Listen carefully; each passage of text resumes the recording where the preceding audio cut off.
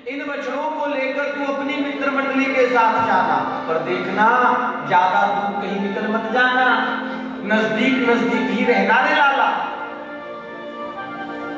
मैया के चरणों में कन्हैया ने प्रणाम किया। मैया ने कन्हैया का बड़ा सुंदर श्रृंगार किया, पीली पीतांबरी पहनाई, बगल में काली करदनी बांध दी, मस्तक के ऊपर मोर पंख का मुकुट लगा दिया, गले में गुंजा की माला पहना दी, नाक के अग्रभाग पर मैया ने बड़ा सुंदर मोती लगा दिया, कन्हैया को बड़े सुंदर हार मैया ने पहना दिए, बड़ा सुंदर श्रृंगार किया, आंखों में गजरा लगाया। बड़ा सुंदर श्रृंगार करने के बाद जब कन्हैया जाने लगे, मैया ने हाथ पकड़ लिया, कहा जाता है वन में जाना होगा गौचारण करने के लिए, और वहां कितने कांटे पत्थर होते हैं। ऐसा कर रे लाला, जाने से पहले अपने पांवों में जूता चप्पल पहनकर जाना। मैया ने कहा कि कन्हैया ने कहा कि मैया जूता चप्पल पहनने की क्या आवश्यकता है? अरे लाला, पर में कांटे होंगे, पत्थर होंगे, तेरे कोमल कोमल पांवों में चुभ जाएंगे, दर्द होगा। मैया, मेरी गैया तो रोज ही वन में जाती है, और आज तक कभी तूने उस गैया के पांव में तो जूते चप्पल कुछ नहीं पहनाया। देख मैया, मैं अगर गौचारण करने जाऊंगा तो नंगे पांव ही जाऊंगा, और अगर तेरी ये अभिलाषा है कि तू मुझे जूता पहनाना चाहती है, तो मुझे जूता पहनाने से पहले तुझे 9 लाख गौ माताओं को जूता पहनाना पड़ेगा।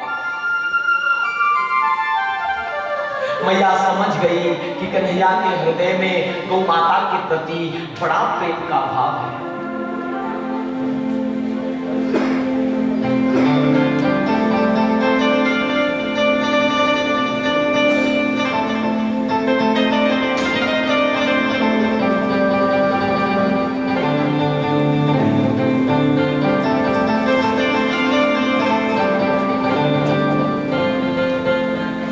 कुछ ही देर में हमारे मध्य में नेता प्रतिपक्ष श्रीमान मुकेश अग्निहोत्री जी पधारेंगे, और उनके साथ हमारे पूर्व विधायक श्री राकेश कालिया जी, शिवगण भी हमारे मध्य में पधारे हैं। आपका भी बहुत बहुत स्वागत भगवान की मंगलमयी कथा में। इनके माध्यम से अम्ब के देवी मंदिर में, बड़ा प्रसिद्ध देवी मंदिर है अम्ब में,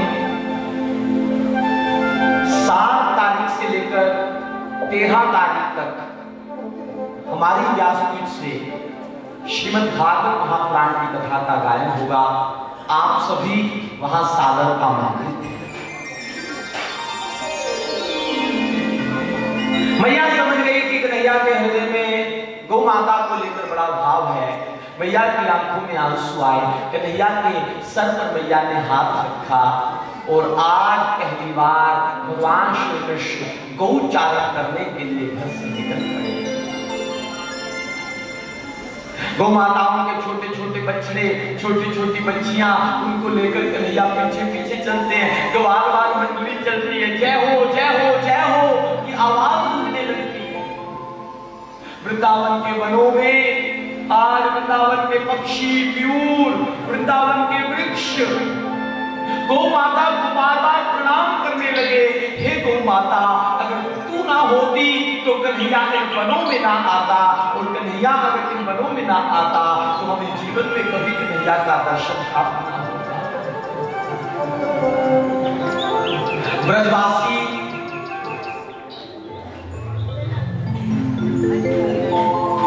श्री कृष्ण के साथ रोज गौचारण करने के लिए जाते हैं।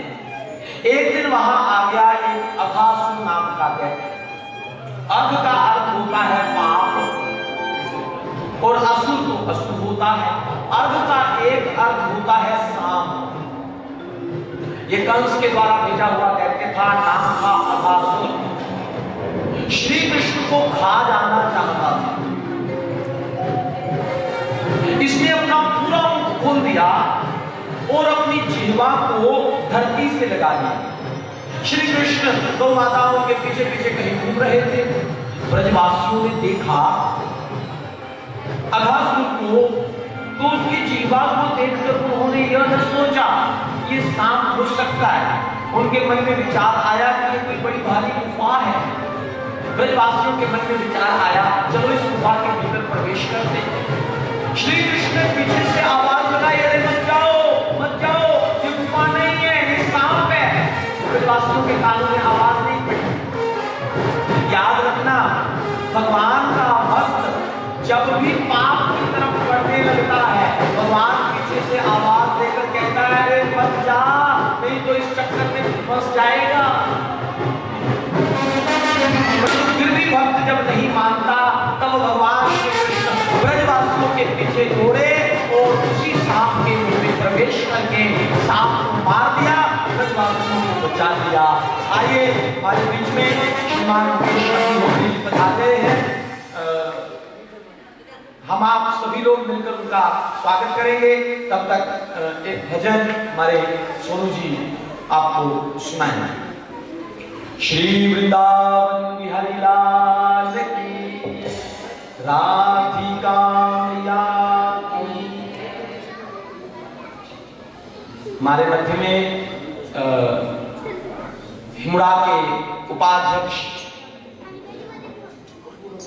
चिंतपूर्णी विधानसभा क्षेत्र के पूर्व विधायक श्रीमान प्रवीण शर्मा जी, आप श्री का डेरा बाबा हरिशाह दरबार अमवा की श्रीमद् गौ भागवत महापुराण की कथा में बहुत बहुत अभिनंदन, बहुत बहुत स्वागत।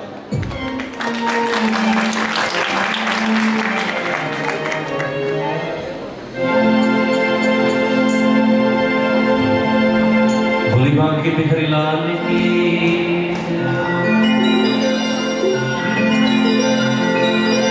वृंदावन के वट वृक्षों पर राधे श्याम लिखा,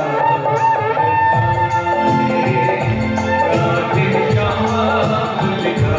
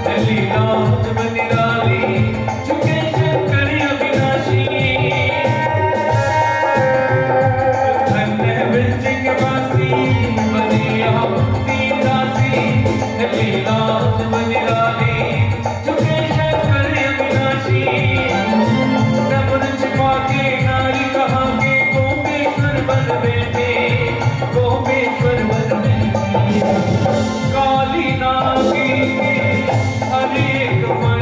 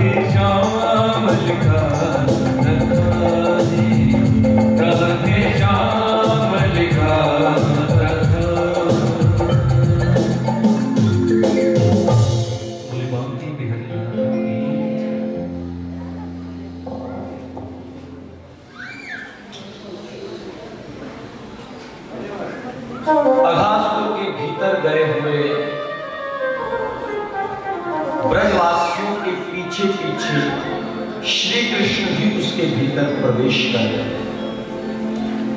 भगवान ने पहले बहुत समझाने का प्रयास किया, जब भी वो ब्रजवासी नहीं माने तब भगवान उनके पीछे गए, अघासुर का वध किया, ब्रजवासियों को निकालकर बाहर निकलता।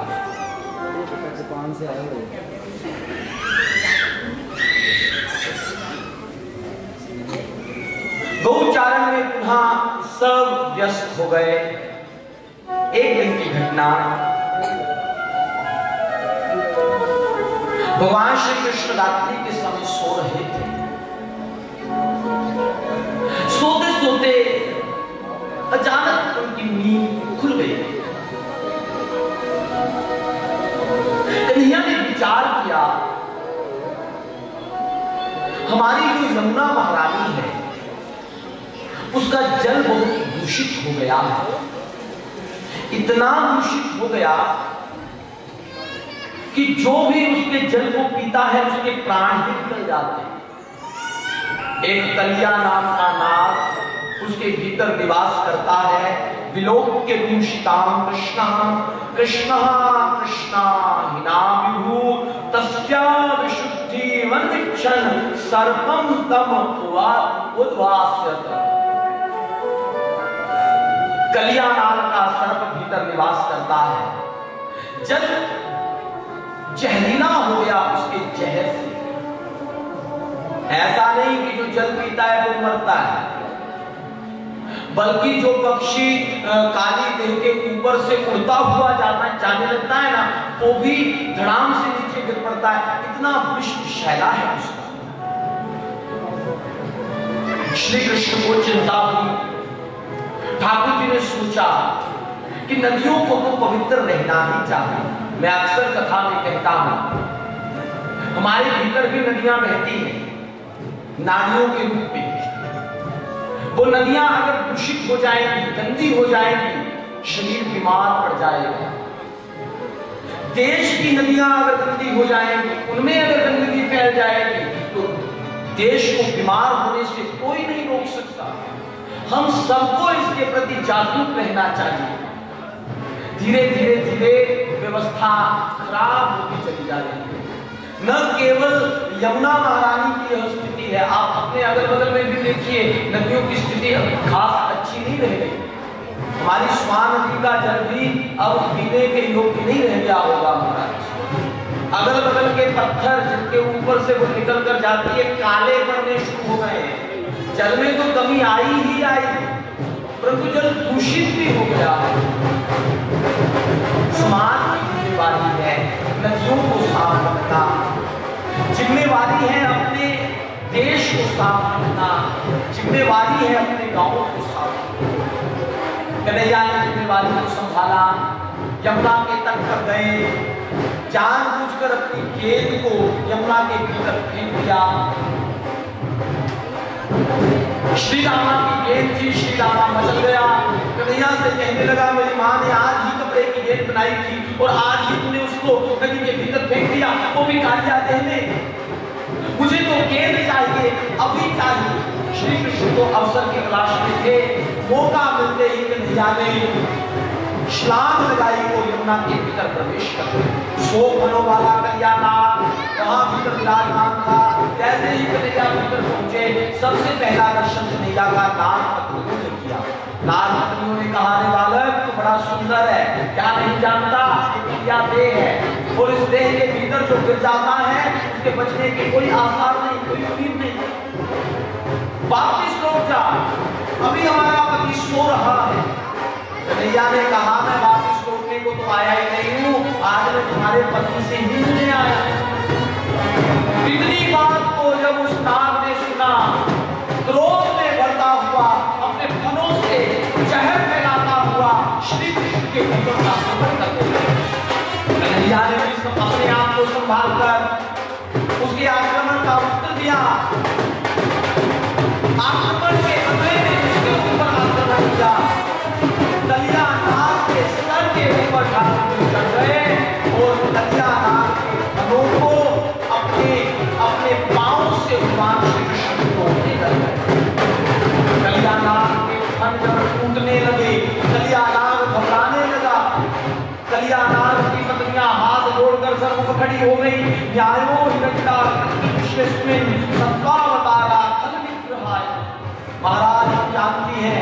हमारे पति ने जो अपराध किया था, उस अपराध से उसको मुक्त करने के लिए ही आज आपने इनको दंड दिया है। न्यायो हिरण्या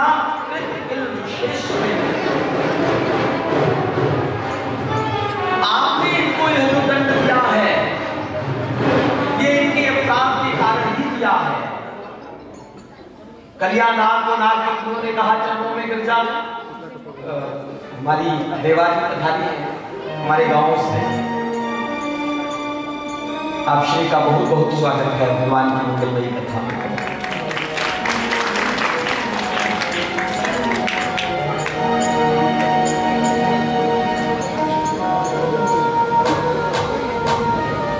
नागपत्नियों ने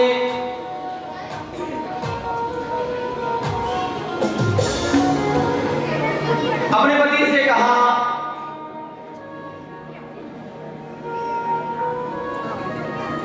चरणों में गिर के माफी मांग ले, तेरे प्राण बच जाएंगे। कलिया नाग ने कहा माफी मैं नहीं मांगता। क्यों? क्योंकि मैंने कोई अपराध ही नहीं किया।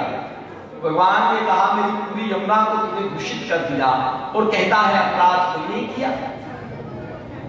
कलिया नाग ने कहा सरकार एक बात बताओ मुझे किसने बनाया? भगवान ने कहा मैंने। मेरे भीतर विष किसने भरा? भगवान ने कहा मैंने। बनाया आपने, विष भरा आपने। अब उस विष को जब मैं फैलाता हूं तो गुनहगार मैं कैसे हो गया था? अगर आपने विष की जगह मेरे भीतर अमृत भर दिया होता और आज इस यमुना नदी में अगर मैं रहता होता तो मेरे भीतर से अमृत निकलता और मैं यमुना जी को पवित्र करता। अब मेरे भीतर विष है तो मैं विष ही फैलाऊंगा। भगवान श्री कृष्ण ने कहा कि कल्याणाग अगर मैंने तुझको विषैला बनाया है, तेरे भीतर अगर विष भरा है तो तुझको रहने के लिए रमणक द्वीप भी तो दिया है। रमणक द्वीप है जहां सांपों का बसेरा होता है, वहां विषैले से विषैले सांप निवास करते हैं। कम विषैले सांप हैं वो सब जगह रह सकते हैं। जो कम विषैले सांप है ना वो पानी में रहेंगे ना तो उनका विष पानी के ऊपर असर नहीं करता। ये कलिया नाग बहुत विषैला सांप था। 100 तो इसके फन थे, 100 फनों वाला। भगवान ने कहा मैंने तुझे रहने के लिए रमणक द्वीप भी तो दिया है। बोले महाराज वहां भी आपका गरुड़ आ जाता है हमें खाने की इच्छा से। एक दिन उस गरुड़ के साथ मेरा झगड़ा हो गया, इसलिए मैं इस स्थान पर आ गया क्योंकि यहाँ गरुड़ आ नहीं सकता, यहाँ उसको श्राप लगा है, यहाँ आएगा तो आते ही मर जाएगा, यहाँ तो आ नहीं सकता, इसलिए मैं यहाँ रहता हूँ।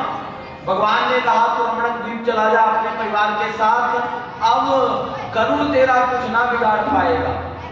बोले महाराज अब मेरा गरुड़ ना कुछ बिगाड़ पाएगा। भगवान ने कहा क्योंकि तेरे सर के ऊपर मेरे चरणों की मुहर लग गई है, जिसके ऊपर मुहर मेरी लग जाती है गरुड़ तो क्या काल भी उसका बाल बांका नहीं कर पाता।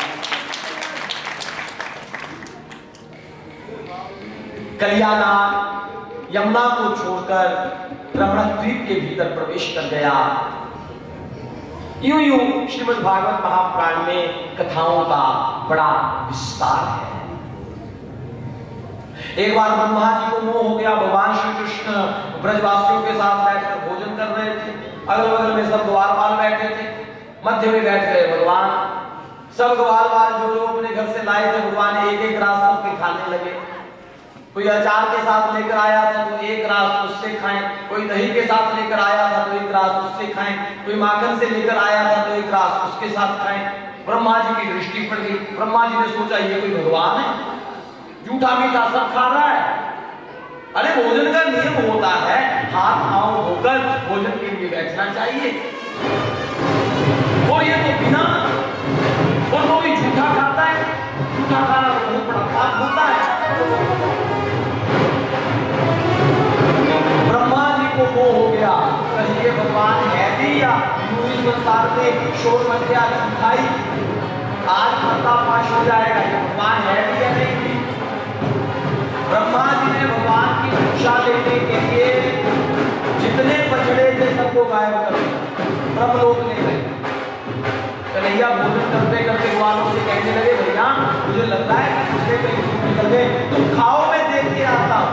बछड़ों को देखने के लिए कन्हैया गए तो पीछे से ब्रह्मा जी ने ग्वाल वालों को भी गायब कर दिया। कन्हैया ने नाक लगाकर देखा तो पता चला हो तो मेरे ही बेटे ब्रह्मा को मोह हो गया। अब भगवान श्री कृष्ण ने ब्रह्मा का मोह दूर करने के लिए जितने ग्वाल वाल कन्हैया के संग आए थे और जितने बछड़े बछिया को लेकर भगवान घर से आए थे सब स्वयं ही बन गए। बछड़े भी बन गए, ग्वाल वाल भी बन गए। इतना ही नहीं, उनके हाथ में जो लकड़ी डंडा थे वो भी स्वयं बन गए। 1 वर्ष तक भगवान रोज अपने घर जाते रहे, ग्वाल वाल बनकर रोज बछड़ों को चलाने आते रहे, किसी को पता नहीं चला। ब्रह्मा जी ने सोचा भैया 1 साल हो गया, कोई आया नहीं देखने के लिए, पता तो करूं कि उन ग्वाल वाल बछड़ों का क्या बना। तो जैसे ही ब्रह्मा जी धरातल के ऊपर देखने आए तो ब्रह्मा जी के होश उड़ गए। उन्होंने देखा कि ग्वाल वाल सब यही बैठकर कन्हैया के साथ खेल रहे हैं, बछड़े बड़ों पे चल रहे हैं। ब्रह्मा जी घबराए, अगर ये बछड़े यहाँ चल रहे हैं तो फिर मैं ब्रह्मलोक में किनको लेकर बैठा। इतने में तो भगवान ने अपने पार्षदों को आज्ञा की और ब्रह्मा जी की कैद में रखे हुए ग्वाल वालों को और बछड़ों को छुड़ाकर धरातल पर ले आए। ब्रह्मा जी घबराते हुए गए, अपने ब्रह्मलोक में पहुंचे। भगवान ने नई लीला कर दी। भगवान ने ब्रह्मा जी का रूप धारण कर लिया और ब्रह्मा जी का रूप धारण करके जो ब्रह्मा जी के गेट पे द्वार का खड़ा था ना, उसके कान में कह दिया, भैया राम रखना, आजकल ये बड़े बुरे हैं। इतना कहकर भीतर चले गए। बाद में आए ब्रह्मा जी और जो ही भीतर आने लगे द्वारपाल ने रोक दिया। ब्रह्मा जी को बड़ी हैरानी हुई, आज मेरा ही रूप है। ब्रह्मा जी बड़े हैरान हुए, अपने ही रोकर के हाथ जोड़े थे, वहां से अपना पिंड छुड़ाया, आगे हुए वापिस पहुंचे वृंदावन में। वृंदावन में पहुंचकर भगवान श्री कृष्ण से माफी मांगी, कन्हैया की बड़ी भारी स्तुति करी। तब भगवान श्री कृष्ण ने ब्रह्मा जी को माफ कर दिया। नारायण नाहि सर्वदेहिका मात्मास्य धीशा खिल लोक साक्षी। नारायणो अंगम नरभुजालायन तच्चापि सत्यम न सवैव माया। हाथ जोड़कर कहने लगा, महाराज मैं तो आपका पुत्र हूं। कौन हूं? पुत्र हूं। महाराज मुझसे बहुत बड़ी गलती हो गई, बहुत बड़ा अपराध हो गया जो मैंने आपकी परीक्षा लेनी चाहिए। बहुत बड़ा अपराध हो गया। आपकी माया के प्रपंच को जगत में कोई नहीं जान सकता। अगर कोई समझ सकता है तो केवल आप ही समझ सकते हैं। भगवान के चरणों में प्रणाम किया, भगवान जी की परिक्रमा करी। भगवान ने फिर भी ब्रह्मा जी से बात नहीं करी। इतनी स्तुति करी फिर भी बात नहीं करी। क्यों जानते हो? भगवान श्री कृष्ण ने ब्रह्मा जी से कहा कि ब्रह्मा जी तुमने मेरा अपराध किया होता ना तो मैं तुमको क्षमा कर देता, परंतु तुमने अपराध क्या है? मेरे भक्तों को मुझसे दूर करने का। और जो मेरे भक्तों को मुझसे दूर करते हैं ऐसों के साथ तो हम जिंदगी में कभी बात ही नहीं करते हैं। बोलो राधे राधे। इसलिए बहुत ध्यान रहे महाराज, किसी के भजन में विघ्न न डाले। भगवान के भक्त को भगवान से दूर न करे। श्री वृंदावन बिहारी लाल की जय। हमारे मध्य में हिमाचल के नेता प्रतिपक्ष श्रीमान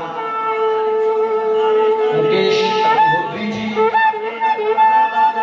भगवान की मंगल कथा में पधारे हैं। डेरा बाबा हरीश शाह परिवार अमवा आपका बहुत बहुत अभिनंदन करता है, बहुत बहुत स्वागत करता है। निर्माण कर रही है। कन्हैया ने मैया से पूछा कि मैया इतने सारे व्यंजनों को बनाने का क्या तात्पर्य है? मैया ने कहा कि लाला, आज इंद्र की पूजा है। प्रसन्नो भगवान इंद्रो मेघास्त्यात्मूर्तया। आज भगवान इंद्र की पूजा है। कन्हैया को बड़ी हंसी आई। मैया इंद्र भगवान है। मैया ने कहा कि लाला, हम तो प्रत्येक वर्ष यूं ही इंद्र की पूजा करते हैं, व्यंजन बनाते हैं, इंद्र को खिलाते हैं। बोले भैया इंद्र की पूजा क्यों की जाती है? बोले क्योंकि इंद्र बारिश करता है। वो बारिश करता है ना तो फसल उगती है, फसल उगती है, हम लोग खाते हैं। घास उगता है, गाय खाती है, गाय का दूध निकालकर हम बेचने जाते हैं, उससे हमको धन प्राप्त होता है। तो आवश्यकता नहीं है, तुम जहां बैठोगे वही ध्यान तुम्हारा भगवान के चरणों में लगेगा। भजन का सीधा प्रभाव भोजन से होता है। हम कहते ना, जैसा खाइए अन्न वैसा होता है मन। जैसा अन्न खाया जाएगा वैसे मन का निर्माण होता है। अन्न अगर शुद्ध होगा, गौ माता के से प्राप्त जो पदार्थ हैं उनसे अगर होगा, मन अपने आप शुद्ध हो जाएगा। रंगवार के समय की सबसे बड़ी विडंबना यही है, सबसे बड़ी विडंबना यही है। गौ माता के प्रति हमारे हृदय में आस्था तो है, परंतु समस्या ये है कि गौ माता की स्थिति आज बड़ी शोचनीय है, बड़ी दयनीय है। बड़ी सबसे ज्यादा दयनीय स्थिति में आज के समय में अगर कोई है तो भारत देश की भारतीय गौ माता है। समाज का उसमें पूरा योगदान है, दूध पीकर छोड़ने में, डंडे मारकर भगाने में।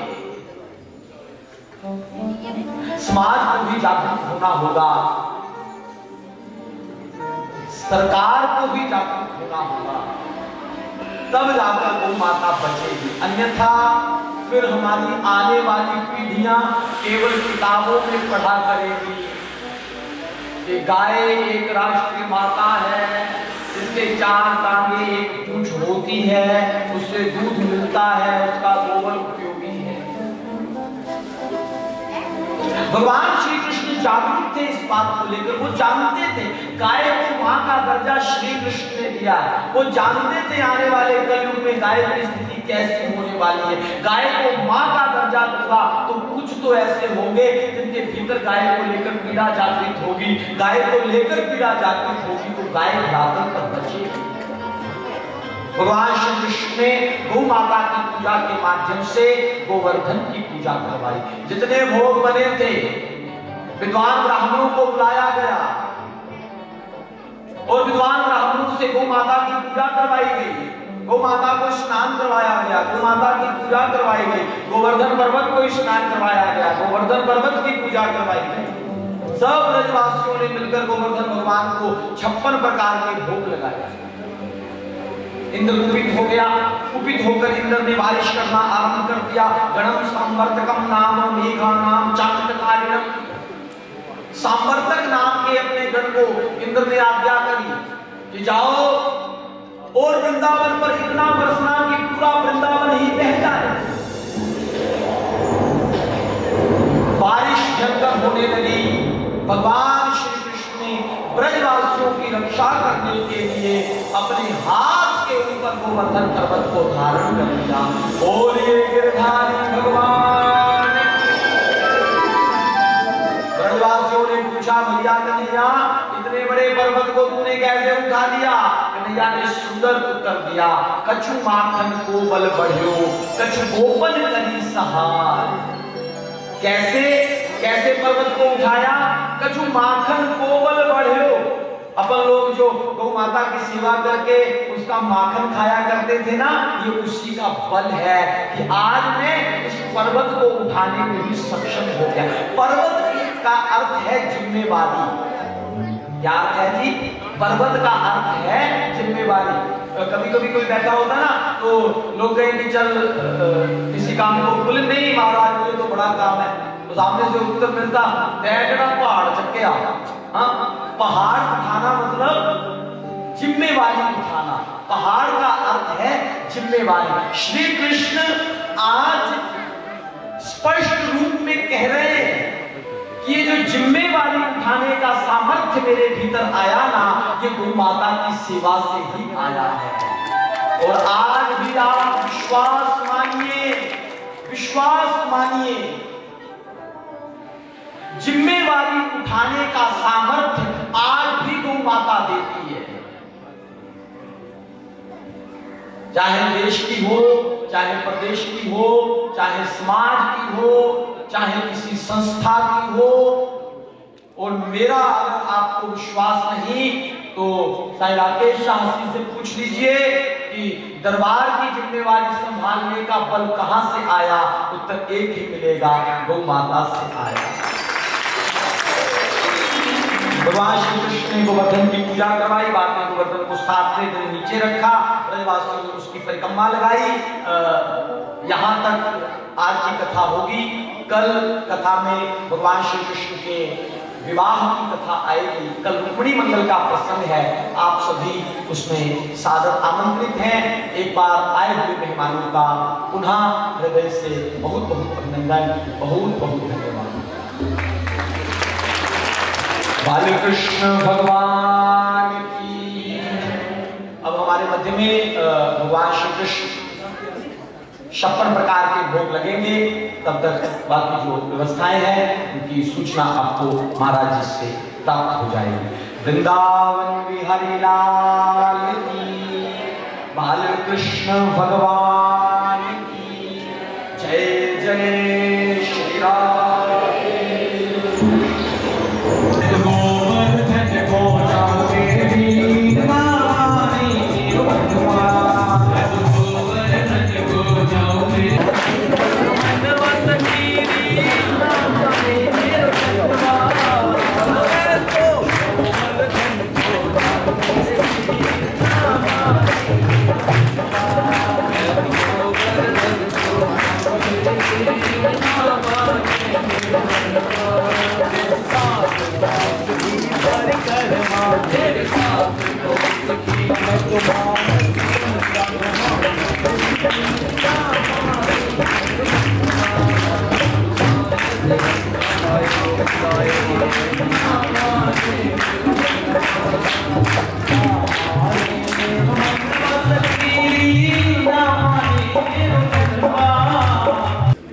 आदरणीय श्री प्रवीण शर्मा जी, उपाध्यक्ष हिमुडा, श्री मुकेश अग्निहोत्री जी, नेता प्रतिपक्ष, श्री राकेश कालिया जी, पूर्व विधायक ग्रेट, श्री कमल बाबा जी, आम से श्री देवा जी, और कांग्रेस ब्लॉक ग्रेट से हमारे प्रेसिडेंट श्री सुरेंद्र कंवर जी, हमारे इसी गांव के प्रधान आंबोआ पंचायत के श्री युद्धवीर जी, मीडिया पर्सन हमारे प्रेस रिपोर्टर श्री अनिल डडवाल जी, श्री सोनू धर्मपाल जी, श्री वरुण जी, नरेश जी, छोटू जी, श्री राजेंद्र जी, नरेश डिम्पल जी, श्री विकास शर्मा जी, चंदन जी, अमित शर्मा जी, श्री सुरेंद्र जी, वाइस प्रेसिडेंट नगर पंचायत गगरेट, श्री चमेल जी, राणा रंजीत सिंह जी, अशोक ठाकुर जी, पीए विक्रांत ठाकुर, कमल बाबा जी, विनोद ठाकुर, बिट्टू जी, अमित ठाकुर, विधि चंद जी, महेंद्र सिंह जी और आए हुए सभी महानुभाव जिनका मैं नाम नहीं ले पाया, मैं क्षमा याचना चाहता हूं। आज अब सभी कथा का यहाँ आनंद ले रहे हैं। हम सबसे पहले चाहेंगे कि हमारे मुकेश अग्निहोत्री जी आगे आएं और हमारे श्री राकेश कालिया जी, पूर्व विधायक ग्रेट, उनको सम्मानित करेंगे। मेरा अनुरोध रहेगा हमारे मुकेश अग्निहोत्री जी से कि कृपया आगे आएं और गुरु महाराज जी से आशीर्वाद प्राप्त करें। साइड में आयो।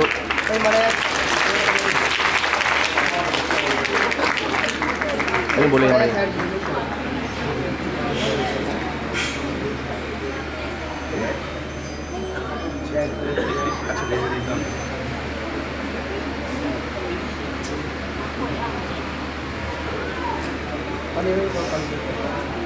तालियों से स्वागत करें।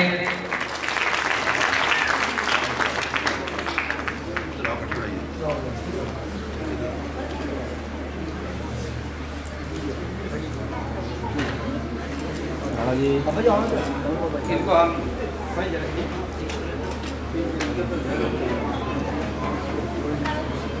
हेलो हेलो मुकेश अग्निहोत्री जी को हम कार्ड देने गए तो इन्होंने पहली बार में ही हमें मान लिया।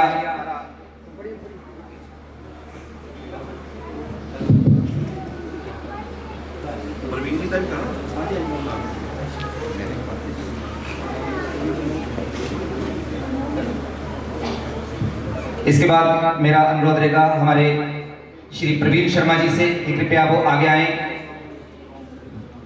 और उनको हमारे इसी गांव के प्रधान हमारे युद्धवीर सिंह जी सम्मानित करेंगे। श्री प्रवीण शर्मा जी उपाध्यक्ष शिवड़ा, कृपया हमें आशीर्वाद दें।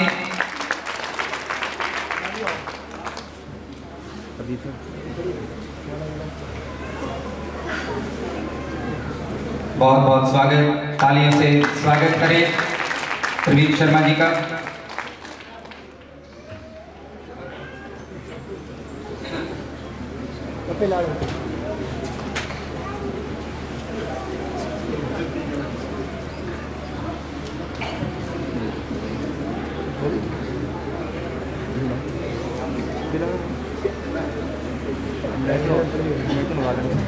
बहुत बहुत धन्यवाद। इसके बाद हम श्री राकेश कालिया जी पूर्व विधायक ग्रेड को हम सम्मानित करना चाहते हैं। हमारे गौशाला के सभी जो हमारे वरिष्ठ सदस्य हैं वो यहीं उपस्थित हैं, कृपया कालिया जी को सम्मानित करें। कालिया जी का योगदान हमारी गौशाला के लिए बहुत रहता है। समय समय पर ये हमारी गौशाला में जरूर गौ माता की सेवा करने के लिए यहाँ पहुँचते हैं।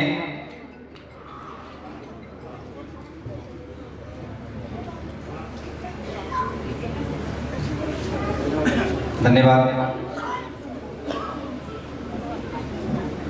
इसके बाद हम चाहेंगे कि हमारे कांग्रेस ब्लॉक कमेटी के प्रेसिडेंट ग्रेड के श्री सुरेंद्र कंवर जी यहाँ उपस्थित हैं, कृपया आगे आएं। हम उनको भी सम्मानित करना चाहते हैं। इसके साथ ही हमारे त्योली से श्री अनिल डडवाल जी, मेरा उनसे भी एक बार अनुरोध रहेगा कि कृपया आगे आएं।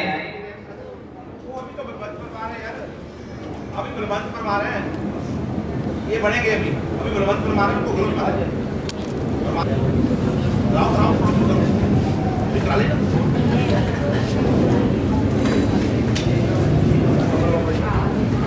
इसके बाद मेरा अनुरोध रहेगा हमारे खट से श्री कमल बाबा जी आगे आए और हमें आशीर्वाद दें। खट से हमारे कमल बाबा जी।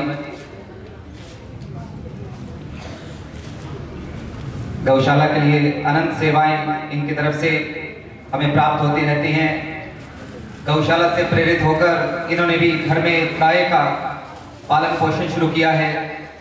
स्वागत करें तालियों से इनका भी।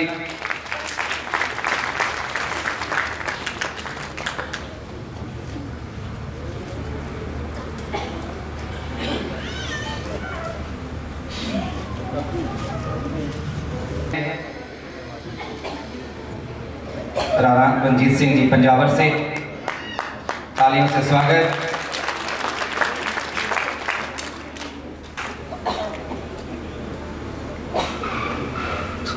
बहुत बहुत शुक्रिया। इसके बाद विनोद कुमार बिट्टू जी,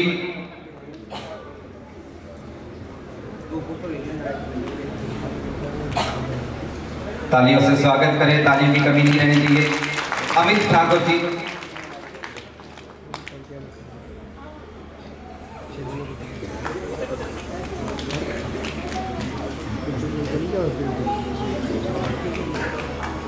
अमित ठाकुर जी, मेरा अनुरोध रहेगा ठाकुर चुमेल सिंह जी से कि कृपया वो आगे आएं और हमें आशीर्वाद दें। ठाकुर चुमेल सिंह जी,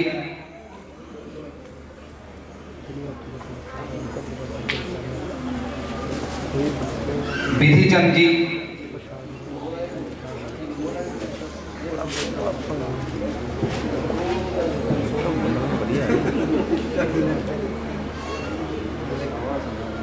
विधि चंद जी,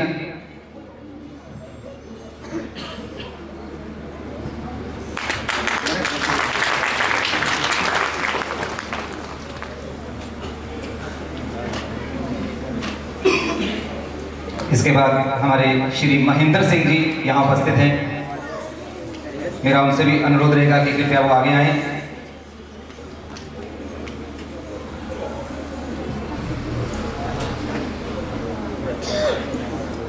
हमारे नरेश डिम्पल जी, मेरा उनसे भी अनुरोध रहेगा कि कृपया वो आगे आए।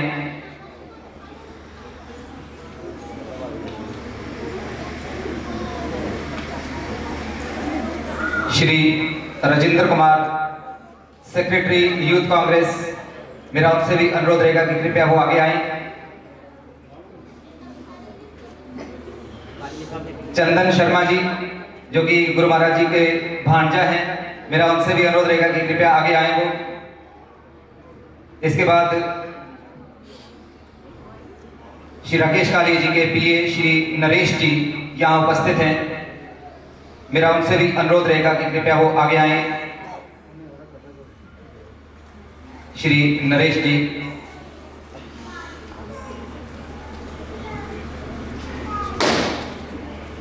इसके बाद रामगढ़ सीकरी के ड्रीम पब्लिक स्कूल के प्रिंसिपल साहब यहाँ उपस्थित हैं। मेरा उनसे भी अनुरोध है कि कृपया वो आगे आकर अपना योगदान दें, गुरु महाराज जी से आशीर्वाद प्राप्त करें।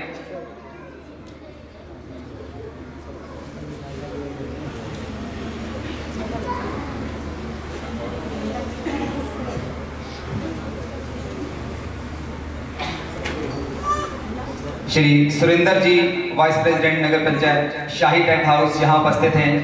मेरा उनसे भी अनुरोध रहेगा कि कृपया वो आगे आएं। विकास शर्मा जी,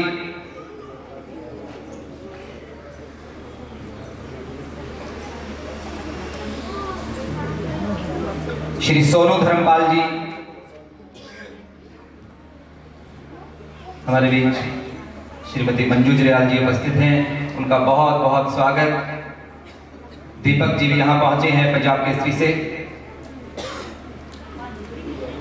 श्री छोटू जी, मीडिया प्रभारी।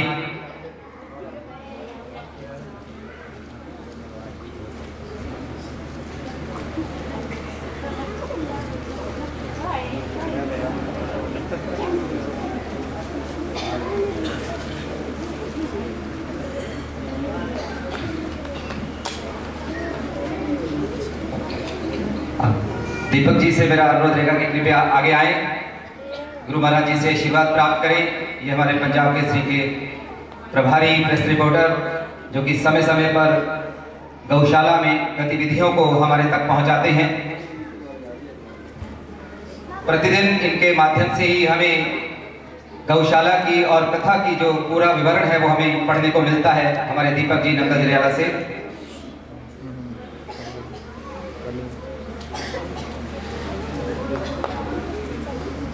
मेरा अनुरोध रहेगा श्रीमती मंजू जरियाल जी से कि कृपया वो आगे आए और गुरु महाराज जी से आशीर्वाद प्राप्त करें। हम उनको सम्मानित करना चाहते हैं।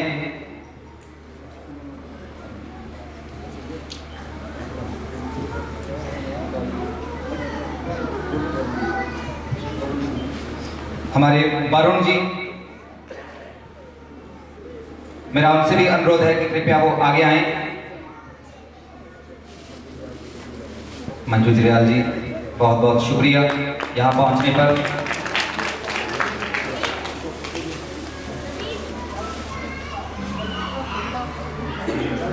वरुण जी,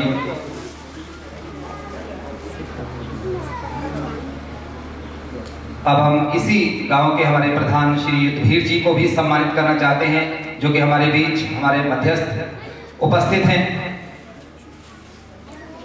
इनका योगदान हमारी गौशाला में बहुत ही सराहनीय रहता है। ये इन्हीं की ही गौशाला है, इनके गांव में वृंदावन बना हुआ है, आप पूरा आनंद ले रहे हो।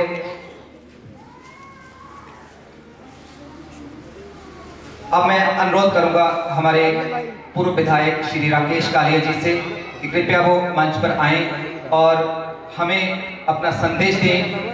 पूर्व विधायक श्री राकेश कालिया जी, जो कि समय समय पर हमें हमारी गौशाला में आकर हमें हमारा साहस बढ़ाते हैं। श्री राकेश कालिया जी। सबको बहुत बहुत प्रणाम। मुकेश जी, प्रवीण शर्मा जी, शाह जी और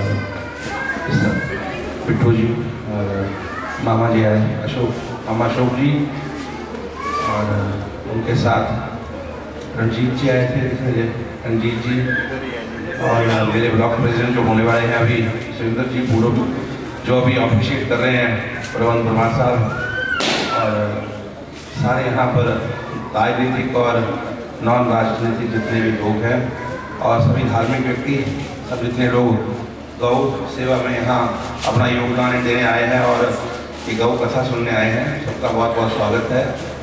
हमें बड़ा सम्मान की बात है कि मुकेश अग्निहोत्री जी आज यहाँ आए हैं। ये पहले व्यक्ति हैं जो हिमाचल प्रदेश की राजनीति में इस पद में उन्नत जिला से गए हैं, चाहे दल कोई भी हो, तो हम सबके लिए सम्मान की बात है और इनका यहाँ आना हमारे लिए बहुत जो है वो शुभ भी जो लग रहा है। और दूसरी बात जो है वो आप शाह जी की करेंगे, तो इतना गौ सेवा में इनका योगदान है। मैं कई बार, अब राजनीति में हार जीत जो है वो तो चली रहती है, जब मैं विधायक था तो ये मैंने खुद कई बार पेड़ पे चढ़े हुए देखे, खुद इन्होंने घास टांगना, कहीं से भी पेड़ इनको मिल जाए जहाँ पे दे दे दानवीर, तो ये खुद टांग के अपनी जीप ले जाके उसमें घास भर के जो ऊपर गौएं रखी हैं उनकी सेवा करने को, उसके लिए ये पूरे समर्पित हैं और हम इसी के लिए इसका जो है वो आदर करते हैं। और कथा तो यहाँ चली जाती है, हमेशा धार्मिक समागम भी चले रहते हैं, लेकिन ये बड़ी बात है जो गौ सेवा, मैं माँ चिंतपूर्णी का देवी का उपासक हूँ और हिंदू धर्म में आस्था है हमारी, लेकिन जो इनका गौ माता के प्रति जितना समर्पण है और हिंदू धर्म में गौ माता की जो स्थान है, उसके लिए ये जो है हमारे लिए सम्मानीय और पूजनीय है। और शर्मा जी की बात क्या करें, ये बड़े सीनियर पॉलिटिशियन, सीजन पॉलिटिशियन और समाज सेवी, और अभी तो सरकार में बहुत रुतबा, कभी ऐसा रुतबा था जो किसी ने देखा ना होगा, तो इनसे इनके साथ जो थे दूसरे के मंत्री भी थे, वो खड़े होकर बात करते थे। एक जमाना था, खैर ऊपर नीचे चला रहता है, जिंदगी है, इसमें कभी ऊंचाइयाँ, कभी जो है रामचंद्र को भी वनवास हो गया था। तो सबका बहुत बहुत स्वागत, आपने यहाँ सम्मान दिया, आदर दिया, उसके लिए मैं सबका बहुत बहुत आभारी हूँ। बहुत बहुत धन्यवाद। बहुत बहुत धन्यवाद हमारे राकेश कालिया जी।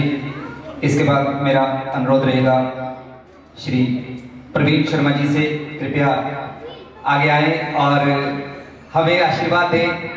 श्री प्रवीण शर्मा जी, जिनके माध्यम से हमें बहुत ज़्यादा गौशाला के लिए समर्थन मिलता रहता है।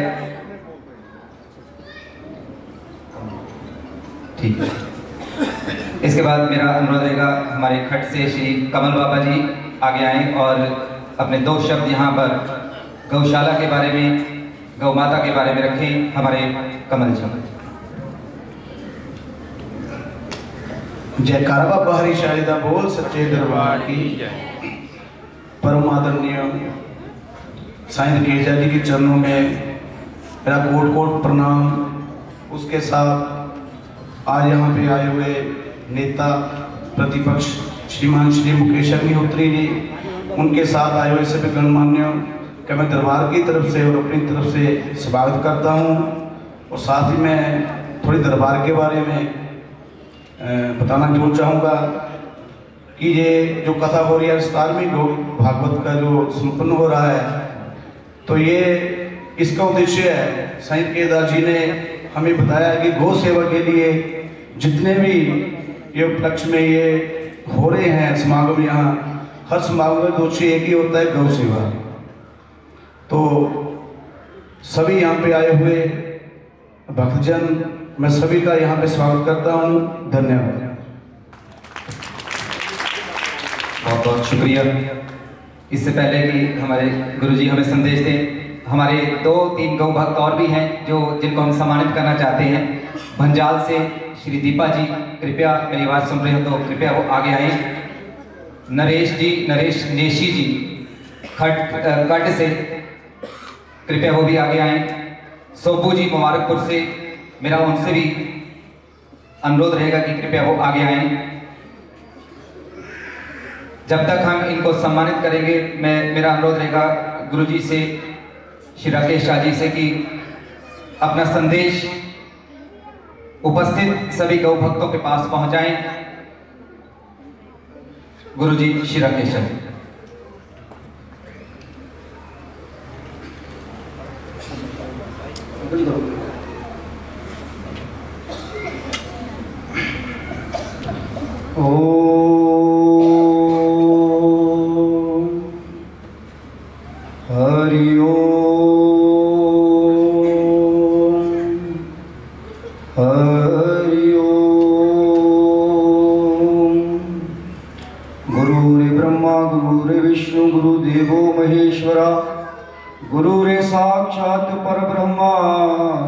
तस्मै श्री गुरुवे नमः। गुरु गोविंद दो खड़े कागे लागू पाऊं, बलहारी गुरु अपने जिन्हें गोविंद दियो मिलाए। बोलो अपने अपने गुरु महाराज की, बोलो गैया मैया की, बोलो सच्ची सरकार की। सबसे पहले पंडित हरिशाह दरबार अम्बुआ में आज के हमारे मुख्य मेहमान श्री मुकेश अग्निहोत्री जी, हमारे माननीय सम्माननीय पूजनीय श्री प्रवीण शर्मा जी, हमारे पूर्व विधायक श्री राकेश कालिया जी, और आए हुए सभी गणमान्य व्यक्ति, हमारे आदरणीय कमल बाबा जी, मंच पर व्यासपीठ पर विराजमान हमारे श्री कृष्ण कन्हैया जोशी जी के चरणों में प्रणाम करता हुआ मैं इस दरबार का एक सेवादार होने के नाते आप सारी शख्सियतों का मैं स्वागतम और धन्यवाद करता हूं।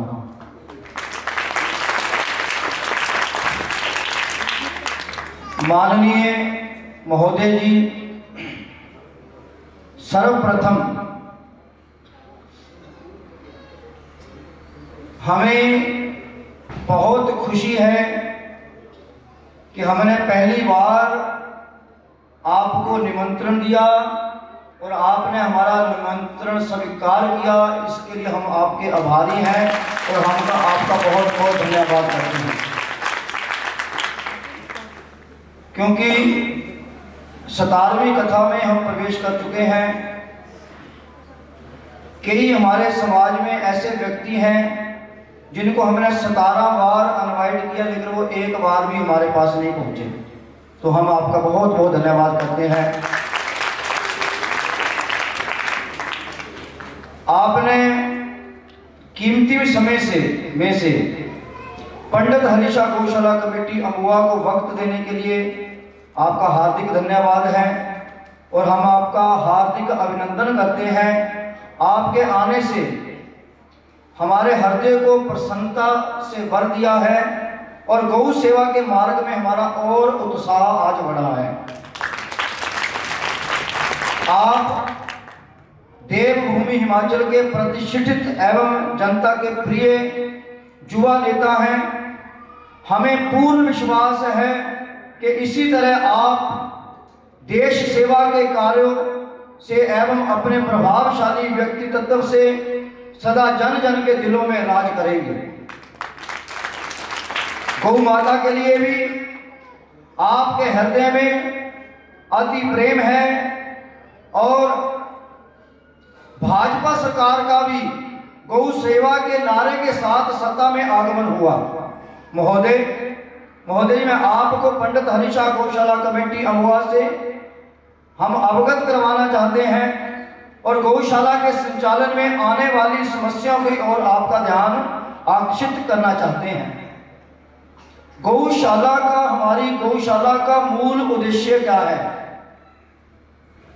गौ माता के कल्याण के लिए कार्य करना, बूढ़ी, बीमार और लाचार गौवंश की निस्वार्थ सेवा करना और जन जन को गौ सेवा के लिए जागृत करना, यही हमारा एक उद्देश्य है।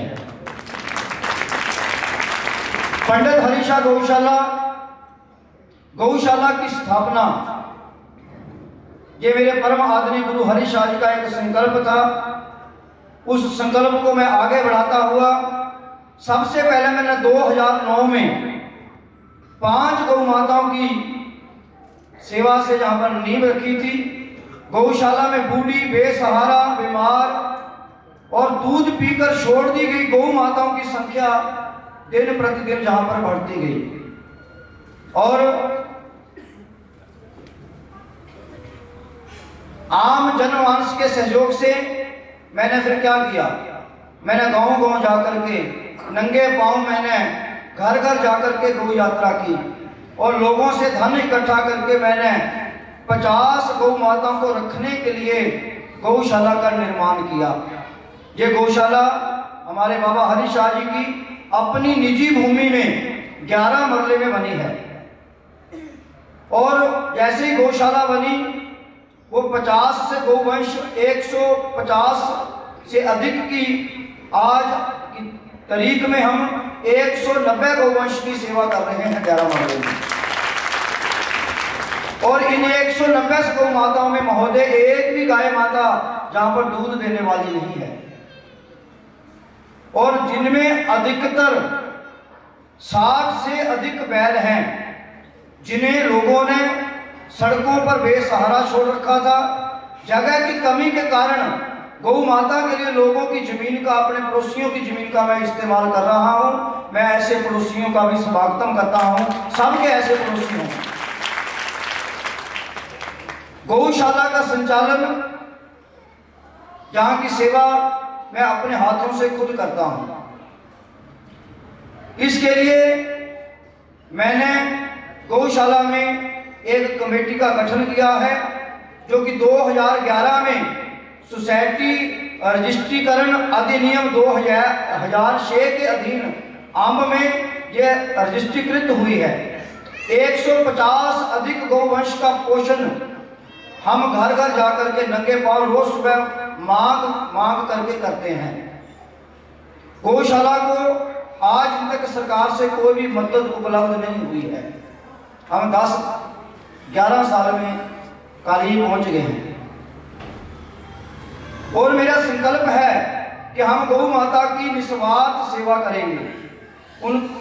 और गौ सेवा में हमें ये नहीं कि हमने गाय माता का दूध पीना है। समाज में गौ सेवा की जागृति लाने के लिए मैंने एक संकल्प लिया कि मैंने 108 गौ भागवत की कथा करवानी है, जो कि मैं 17वीं गौ भागवत कथा में पहुंच चुका हूं। बाकी लोगों का कथा करवाने का क्या क्या उद्देश्य होता है उसके बारे में मुझे पता नहीं है। बड़ी जिला उन्ना में कथाएं होती हैं, बड़े बड़े धार्मिक समागम होते हैं, लेकिन उनका उद्देश्य क्या होता है वो मुझे आज दिन तक भी समझ नहीं आया है। हर काम का कोई उद्देश्य होना चाहिए। मेरा गौ भागवत कथा करवाने का उद्देश्य सिर्फ यही है कि हम गौ माता की सेवा में लगे। महोदय, हम सुबह रोज 4 बजे उठते हैं, अपने दरबार की पूजा पाठ करके हमारी गाड़ी रोज बगरेट घर घर हम लोगों से गौग्रास मांगते हैं। हम रोज 7-8 किलोमीटर पैदल चल करके गौ माता के लिए गौग्रास जो इकट्ठा करते हैं, उसी से हम एक समय का 150 गौ माता का चारा इकट्ठा करते हैं। इस पावन कार्य में गौशाला को निम्नलिखित समस्याओं का सामना करना पड़ रहा है। गौशाला में 150 गौ माताओं को रखने के लिए हमारे पास पर्याप्त जमीन नहीं है।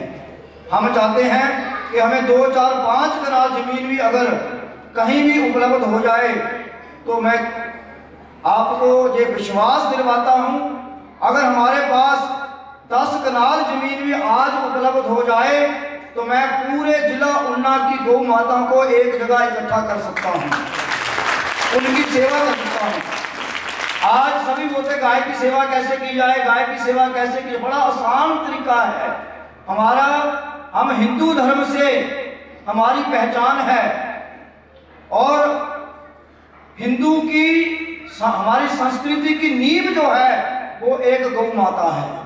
आज महोदय हमारे अपनी कॉन्स्टिट्यूएंसी में कम से कम 100 बैल ऐसे घूम रहे हैं जिनके पैरों में कीड़े पड़े हुए हैं, जिनके पास जाएं बदबू आती है, लेकिन किसी के ऊपर इसका प्रभाव नहीं पड़ रहा है। इलाके में जो गौ माता जहां पर दुर्घटनाग्रस्त होती है, सबसे पहला फोन अमवा गौशाला को आता है। हमारे पास गौ माता को लाने के लिए, ले जाने के लिए कोई उचित कोई प्रबंध नहीं है, और जिस गाय का एक्सीडेंट होता है वो 2-4 दिन में गाय खत्म हो जाती है। उस गाय को जहां से ले जाने के लिए जो हमारे वाल्मीकि समुदाय की गाड़ी है वो 1000 रुपया हमारे से हर गाय का लेती है, वो भी हम इसके लिए सक्षम नहीं है। गौशाला का संचालन हम घर घर के मांग के और भक्तों के द्वारा, जितने ये दरबार के भक्त जहाँ बैठे हैं इन्हीं के द्वारा हम गौशाला को चला रहे हैं। आप अभी लगभग 190 गाय हमारे पास हैं। अगर एक गाय का आप 100 रुपया खर्चा भी लगा करके रोज का चलें तो हमें 20,000 रुपया रोज चाहिए होता है। लगभग 6 लाख रुपया हमें हर महीने गौ माता की सेवा के लिए चाहिए होता है। निस्वार्थ भाव से गौ सेवा करने में भी हमें हजारों रुपया ऑडिट करवाने के खर्च करने पड़ते हैं, ऑडिट करवाना पड़ता है हमें। और साल भर गौशाला को विभाग से चिट्ठियां आती रहती हैं। कभी हमें शिमला जाना पड़ता है महोदय, कभी हमें सोलन जाना पड़ता है महोदय, कभी हमें उन्ना जाना पड़ता है। हमें ढेरों के ढेर जो रजिस्टर हैं वो उठा करके वहां पर ले जाने पड़ते हैं। मैं बाकी कमेटियों से पूछता क्या आपसे भी ऐसा होता है, तो सभी कहते हैं हमारे से ऐसा नहीं होता है। लेकिन महोदय जब से मैंने गौशाला बनाई है ये हमें बहुत बड़ी दिक्कत है। गौ सेवा में अगर आपके माध्यम से हम पंजाब की बात करें, पंजाब में गौशाला में बिजली फ्री है, वहां पर पानी फ्री है, इतनी वहां पर सुविधाएं हैं कि आप मौका में जाकर आए। मौका में कम से कम 100 गौशाला है महोदय। एक गौशाला में 550 के करीब 600 के करीब वहां पर गौ माताएं हैं, लेकिन वहां पर बिजली फ्री है, वहां पर पानी फ्री है, वहां पर अनेकों सुविधाएं हैं। लेकिन हमें जहां पर लेश मात्र कोई भी सुविधा गौशाला के लिए नहीं है। हम चाहते हैं कि आप गौ माता के ऊपर जरूर ध्यान दें। और हमारे इलाके में गौ माता के साथ अत्याचार भी होते हैं महोदय। हमारे इलाके में अभी आपने सुना होगा कि बंजाल में 5 गौ माताओं को कालिया जी जहर देकर के मार दिया गया। उसके लिए अखबार में भी आया। वहां के अब से हमारे विकास जी हैं, उन्होंने सबको अवगत भी कराया। और हमारे इलाके में जहां पर आए दिन कोई ना कोई ऐसी घटना घटती ही रहती है। इसके लिए जो गौ सेवा करते हैं उनके मन को बड़ा दुख पहुंचता है महोदय। गौशाला द्वारा इस विषय पर स्थानीय आला अधिकारियों को समय समय पर लिखित रूप से सूचित किया जाता रहा, परंतु दुर्भाग्यवश कोई भी कार्यवाही अमल में नहीं लाई गई। गौशाला में 28 जनवरी 2017 को एसडीओ उन्ना द्वारा 10 बैल 2 महीने के लिए मेरे पास भेज दिए गए थे और कहा कि 2 महीने बाद हम इन बैलों को ले जाएंगे। अभी तक गौशाला में ही हैं और इस पर 1.5 वर्ष से अधिक होने पर भी कोई कार्रवाई नहीं हुई है महोदय। गौशाला तक गौवंश को चारा पहुंचाने के लिए हमारा रास्ता ठीक नहीं है। बरसात के दिनों में ये समस्या और अधिक बढ़ जाती है महोदय। हम चाहते हैं, आप हमारे पास पहली बार आए हैं, हम चाहेंगे कि आप एक बार हमारी गौशाला में जाकर के जरूर देखें। महोदय आपसे निवेदन है कि गौशाला की इन समस्याओं का समाधान करें। हम आपके ताउम्र आभारी रहेंगे।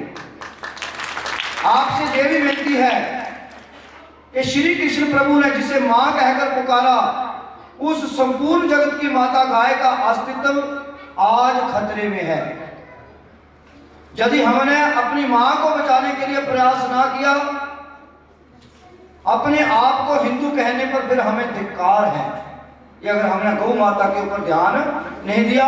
अतः आपसे प्रार्थना है कि गौ माता पर अत्याचार करने वालों के प्रति और गौ हत्यारों के प्रति भारतवर्ष में सख्त कानून बनाने के लिए शीघ्र अतिशीघ्र कार्रवाई की जाए। उपरोक्त संदर्भ में आपका सहयोग प्रार्थनीय है। एक बात महोदय मेरे मन में आती है, हमारे माननीय महोदय अपने मुख्यमंत्री श्री जयराम ठाकुर जी, जिन्होंने आते ही कहा था